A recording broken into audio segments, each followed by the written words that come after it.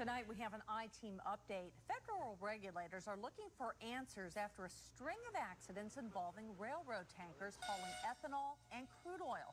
As WAND's I-Team reporter Doug Wolf reports, the feds now want thousands of tankers fixed or removed from service, including many of them right here in central Illinois.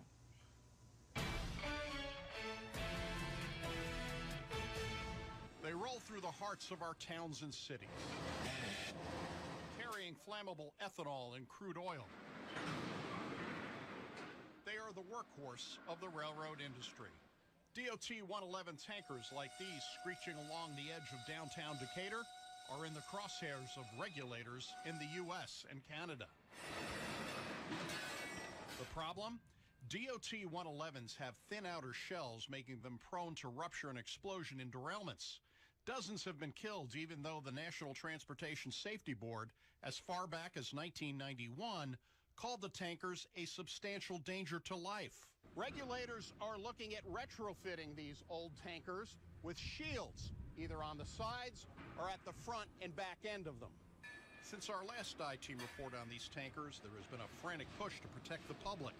The NTSB warned in April there could be a higher body count if action is not taken immediately. Transportation Secretary Anthony Foxx wants to move cautiously.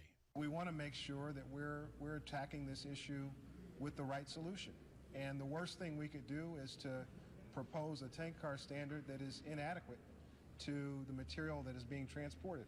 In Canada, where 47 people died in Lochmaganic in a DOT 111 accident, 5,000 of the tankers will be banned almost immediately.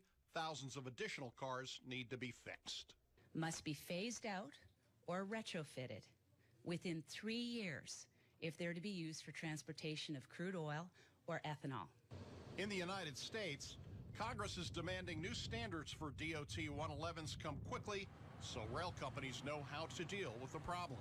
We could have some certainty. Right now, there's so much uncertainty. People aren't going to make the investments in safer cars, and we're going to keep running these crummy 111s as they are and killing people. And we heard this noise. We looked out the window, and we saw a giant fireball. The trains were burning. 2 weeks ago, the derailment of an oil train resulted in evacuations in downtown Lynchburg, Virginia. As the flames grew, I stood and watched it for a little bit, took a couple pictures, and then realized that this is probably a dangerous situation, especially when there were so many tank cars. Some of the cars were DOT 111s, some were not, raising questions concerning other tank car models. The railroad industry, represented by the Association of American Railroads, is calling for a closer look at tanker safety. The AAR believes it's time for a thorough review of all tank cars currently moving flammable liquids, such as crude oil and ethanol.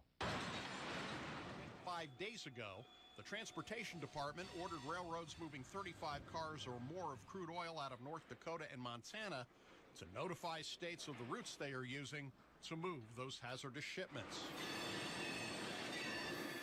The department has also issued a safety advisory urging shippers to no longer use the older model DOT 111s.